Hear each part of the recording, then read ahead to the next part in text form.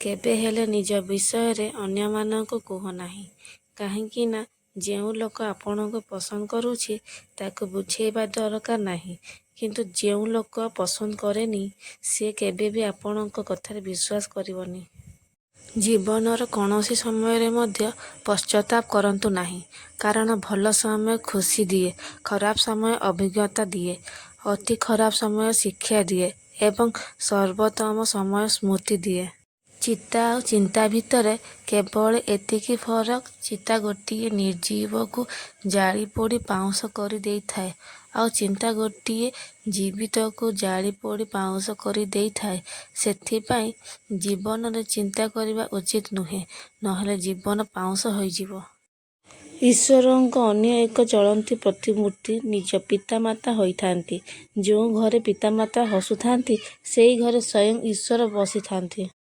ସମୟ ଏବଂ କର୍ମ। ଯେତେବେଳେ ପକ୍ଷୀଟିଏ ବଞ୍ଚିଥାଏ ସେତେବେଳେ ସେ ଜନ୍ଦା, ପିମ୍ପୁଡ଼ି, ପୋକ ଜୋକ ଆଦି ଖାଇଥାଏ। କିନ୍ତୁ ଯେତେବେଳେ ପକ୍ଷୀଟିଏ ମରିଯାଏ ସେତେବେଳେ ତାକୁ ଜନ୍ଦା, ପିମ୍ପୁଡ଼ି, ପୋକଜୋକ ଆଦି ଖାଆନ୍ତି। ଆଜ୍ଞା, ସମୟ ଓ ପରିସ୍ଥିତି କେତେବେଳେ ବି ବଦଳି ଯାଇପାରେ। ଏହା କେବେ ବି ସ୍ଥାୟୀ ନୁହେଁ। ତେଣୁ କେବେ କାହାକୁ ହେ ମାନନ୍ତୁ ନାହିଁ। ହଁ, ଆପଣ ଆଜି ଶକ୍ତିଶାଳୀ ହୋଇଥାଇପାରନ୍ତି, କିନ୍ତୁ ମନେ ରଖନ୍ତୁ ସମୟ ମଧ୍ୟ ଆପଣଙ୍କଠାରୁ ଆହୁରି ଶକ୍ତିଶାଳୀ।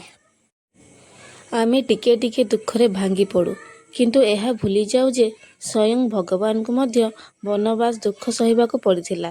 କାରଣ ଏ ଦୁନିଆରେ ଜନ୍ମ ନେଲେ ଦୁଃଖ ସୁଖ ଉଭୟ ଭୋଗିବାକୁ ପଡ଼ିଥାଏ।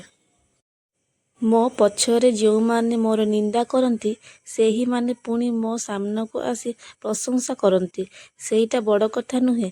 ବଡ଼ କଥା ହେଉଛି ମୁଁ ସବୁ ଜାଣେ କିନ୍ତୁ ଭଦ୍ରାମି ଦୃଷ୍ଟିରୁ ମୁଖା ଖୋଲି ପାରେ ନାହିଁ। ଶୁଆ ମରିଚ ଖାଇ ମଧ୍ୟ ସବୁବେଳେ ମିଠା କଥା କହୁଥାଏ। କିନ୍ତୁ ସବୁଠୁ ବଡ଼ ଦୁଃଖର କଥା ଯେ ମଣିଷ ଏତେ ମହଙ୍ଗା ଚିନି ଖାଇ ମଧ୍ୟ ସବୁବେଳେ ପୀଡ଼ାଦାୟକ କଥା ହିଁ କହେ। ମଣିଷ କହେ ଟଙ୍କା ଥିଲେ ମୁଁ କିଛି କରି ଦେଖାଇଥାନ୍ତି।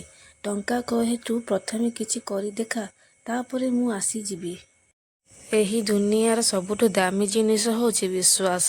ଶସ୍ତା ଲୋକଙ୍କଠୁ ଏହି ଜିନିଷ ଆଶା କରନ୍ତୁ ନାହିଁ।